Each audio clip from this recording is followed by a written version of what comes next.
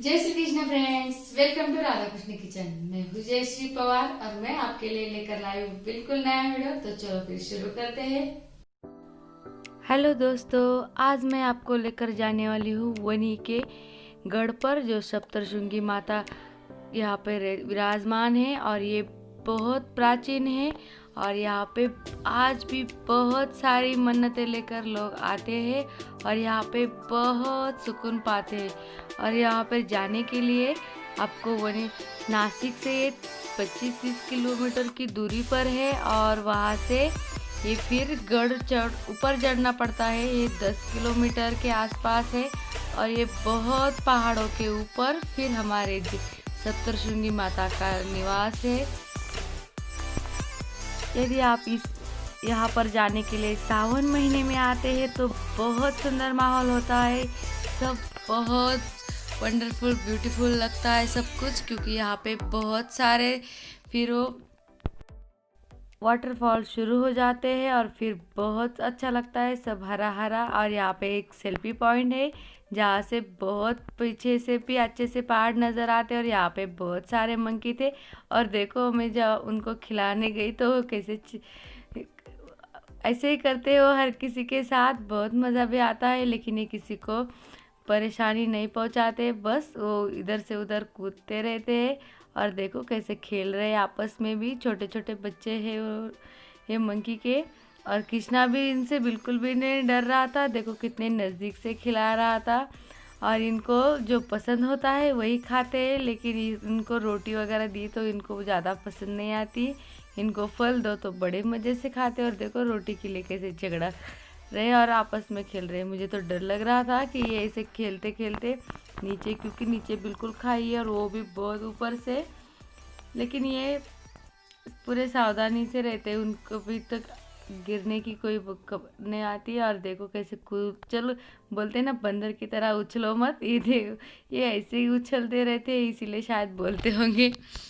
और बहुत अच्छा लग रहा था यहाँ पे, और उनकी लड़ाई झगड़े मस्ती बिल्कुल देखने लायक थी। और बहुत अच्छा लग रहा था कि यहाँ से आगे जा ही नहीं बिल्कुल।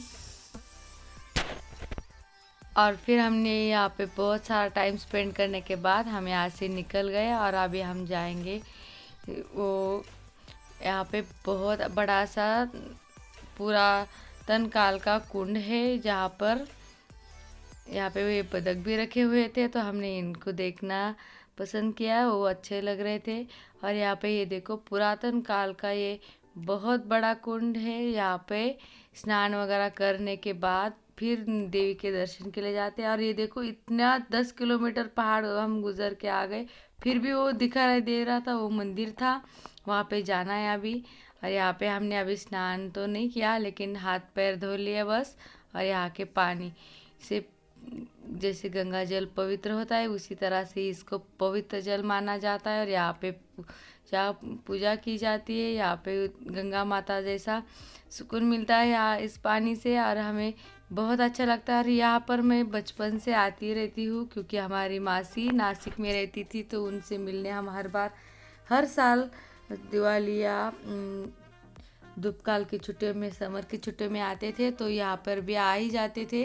और अभी हम नासिक में हमारी ननद जी रहती है, हमारे दीदी और जीजू के साथ आए थे। और ये भांजा है मेरा ओम, उनके साथ हम यहाँ पर आ गए थे। और आपको पता है यहाँ से आसपास ही त्र्यंबकेश्वर सापुतारा भी है, जहाँ पर आप जा सकते हो घूमने के लिए। पहाड़ों के ऊपर भी पहाड़ होते हैं ना, वो दिख रहे हैं अभी, देखो कितने अच्छे से लग रहे हैं। और इसमें ना फिश भी है बहुत सारी। और फिर हम लोगों ने यहाँ पर हाथ पैर धो लिए और यहाँ से हम मंदिर के लिए निकल रहे हैं अभी। और यहाँ पे एक छोटा सा अर्धांग पार्वती का भी एक मंदिर है। और यहाँ पे हमारी बचपन की बहुत सारी यादें जुड़ी है। एक बार तो हमारी मासी यहाँ पे जब स्नान करने आ रही थी तो उनको अच्छा लग रहा था, एक एक पे नीचे नीचे जा रही थी, और इस शैवाल तो होता है इसलिए वो फिसल गई थी, तो हम लोग बहुत डर गए थे। और ये मंदिर देखो कितना सुंदर नज़र आ रहा था यहाँ से, वही जाना है अभी हमें। और ये भी बहुत ऊपर है, उसकी 500 सीढ़ियाँ है चढ़ने के लिए। और अभी हम सब फैमिली मेम्बर्स मिलकर यहाँ पे एक मंदिर है अर्धंग पार्वती का, और ये जो बड़ा मेन मंदिर होता है उसके आजू बाजू में बहुत सारे मंदिर होते, और वो भी बहुत सुंदर प्यारे से होते हैं। और ये देखो शिव जी अर्धंग पार्वती है बने यहाँ पे, और यहाँ पे हमने पूजा की और सबने दर्शन करके फिर निकल जाएंगे यहाँ से वो मेन मंदिर की ओर। और यहाँ के पूजा करने के बाद सबने दर्शन करने के बाद हम वही जाने वाले हैं अभी। और देखना आप, बहुत सुंदर लगेगा आपको भी, और जब भी आप जाना चाहते हो तो जा सकते हो यहाँ पे। और हर मौसम का अपना अपना मज़ा होता है, तो लेकिन मैं सजेस्ट करूँगी कि आप सावन के महीने में ही जाना। और अभी हम पार्किंग में हमारी कार पार्क करने के लिए आ रहे, और कार पार्क करने के बाद यहाँ पे हम ऐसे ही बैठे थे थोड़ी देर के लिए, प्रांजल के पापा का वेट कर रहे थे, वो बाद में आ गए तो। और जीजू ने देखो यहाँ पे गेम भी स्टार्ट कर दिया। वो बच्चों को बहुत हंसाते रहते हैं ताकि वो बोर ना हो जाए और उनको ऐसा लगे कि हम घूमने आ गए हैं और मज़े कर रहे हैं। और देखो उसको मारने भी नहीं दिया, बीच में से निकाल लिया। हम लोगों को लगा कि जीजू हमारी सेल्फी ले रहे हैं, इसलिए हम सब पोज दे के खड़े थे, लेकिन उन्होंने सेल्फी तो ली नहीं, वीडियो स्टार्ट की थी। हम लोगों को भी ये बाद में समझ में आ गया, तो फिर बहुत हंसने लगे सब। ऐसी छोटी मोटी मजाक भी करते रहते थे, और इसीलिए हमारा जर्नी बहुत अच्छे से हुआ, बहुत यादगार बना। और यही सारी यादें हम लोग आपके साथ शेयर करना चाहते थे, इसलिए आ गए। और यहाँ पे हमने अभी टिकट कटवाया क्योंकि हम सीढ़ियों से नहीं जा रहे, ये कूपन कार्ड लिए है, इससे हम अंदर जाएंगे। और अभी यहाँ से वो जो 500 सीढ़ियाँ है वो नहीं चढ़नी पड़ेंगी। यहाँ पे रोपवे स्टार्ट किए, ये भी गवर्नमेंट से स्टार्ट हुआ है। और यहाँ पे हम देवी माता के लिए चढ़ाने के लिए चुन्नी और ये लेंगे सब। और ये भी आप जिस तरीके से लेना चाहते हो ले सकते हो, 21 से 1000 या उससे भी ज़्यादा हो सके, लेकिन जो जो होता है सही में हमने ले लिया। हमने बस 51 रुपये की पूजा ले ली और इसमें सब कुछ आ जाता है। और उसके बाद हम निकल पड़े। और ये देखो यहाँ पे ये रोपवे स्टार्ट किया है, महाराष्ट्र शासन का है, और ये जो बहुत ही आसानी से मंदिर तक लेकर जाता है। और उसमें बहुत सुंदर सुंदर से पोस्टर्स भी लगे हैं। और ये देखो अब हम अंदर आकर बैठे हैं, और सब बहुत खुश थे क्योंकि आज हम पहली बार रोपवे से जा रहे थे, क्योंकि इससे पहले हम हर साल बस सीढ़ियाँ चढ़ के ही जाते थे, और वो भी सीढ़ियाँ 500 सीढ़ियाँ है।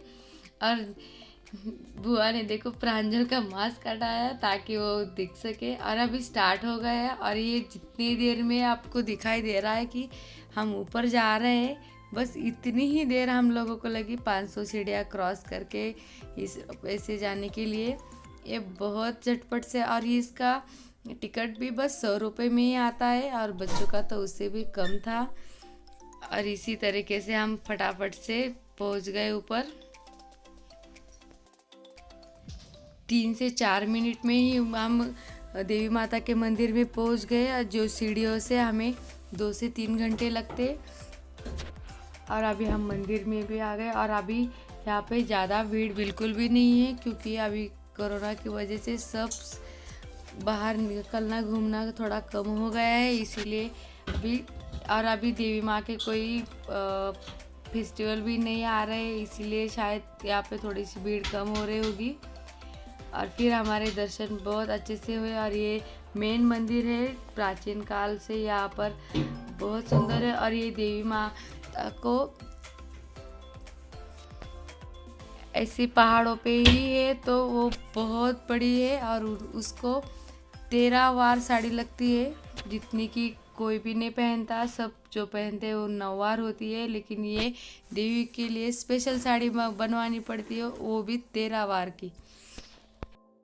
और नवरात्रि में तो यहाँ पे बहुत बड़ा उत्सव होता है। और ऐसे पहाड़ों के ऊपर ये मंदिर है। और ये देखो यहाँ से कोई पहाड़ से कोई पत्थर नीचे गिरे नहीं, उसके लिए उन्होंने सेफ्टी के लिए जाली लगवा रखी है। और अभी हम दर्शन करके फटाफट से वापस जा रहे हैं। बस हमें 15 से 20 मिनट में हमारे दर्शन होकर हम नीचे भी आ रहे हैं। और उसी तरीके से हम नीचे उसी में आते हैं क्योंकि हमारे पास वो पहले से ही हमने टिकट कटवा लिया था। तो और ये दिख रही है उधर, वो सीढ़ियों से जाने के लिए रास्ता है, वहाँ से आप सीढ़ियों से भी जा सकते हैं और यहाँ से रोपवे। और यहाँ पर लिफ्ट की भी सुविधा है, आप लिफ्ट से भी जा सकते हैं यदि आप इस बस से ना जाना चाहे तो। जैसे आप लिफ्ट से बिल्डिंग में जाते हैं 7वें 8वें माले में जितना टाइम आपको लगता है, उसी तरीके से बस इसमें भी आपको मंदिर में जाने आने को लगता है। बस हम बात बात में ही पहुंच गए नीचे। और ये चालू ही रहते हैं दिन भर, इधर से उधर उधर से इधर। और कृष्णा देखो कैसे उछल रहा है। अभी हम मार्केट में आ चुके हैं और यहाँ पे शॉपिंग के लिए बहुत बढ़िया सी होती है। और मुझे चूड़ियाँ बहुत ज़्यादा पसंद है और इसीलिए अलग अलग जगह मैं जब भी जाती हूँ तो चूड़ियाँ खरीदना बिल्कुल भी नहीं भूलती। आया गले में मंगलसूत्र के नए नए डिज़ाइनर के भी बहुत अच्छे से मिलते हैं। वो हम अलग अलग जगह जाते हैं तो कुछ नया लगा स्पेशल तो ले लेते हैं, लेकिन चूड़ियाँ तो हमें बहुत भाती है, इसीलिए हम बिना लिए कभी भी नहीं जाते। और जब भी देवी माता को जाते हैं तो चूड़ियाँ खरीद लेनी चाहिए, कुमकुम भी लेना चाहिए, ऐसी मेरी दादी और माँ सासू माँ बोलती है। तो इसीलिए हम दीदी प्रांजल सब देख रहे थे और मुझे बहुत अच्छी प्यारी सी चूड़ियाँ भी पसंद आ गई थी, तो मैंने वो मेरे नाप की ले ली। और कृष्णा बेचारा देख रहा था, उसके लिए कुछ भी नहीं मिला उसे। और ये पहाड़, यहाँ पे हर जगह पहाड़ ही पहाड़ है और यहाँ पे स्ट्रॉबेरी बहुत अच्छे से आती है। और देखो कितनी फ्रेश है, अब भी तोड़ के लाई। जैसे मैं खेत से सब्जियाँ तोड़ के लाती हूँ उसी तरह से उन्होंने तोड़ के यहाँ पे रखी हुई है, क्योंकि यहाँ पे आसपास में बहुत सारे स्ट्रॉबेरी के खेत है और उसी से ये लाए।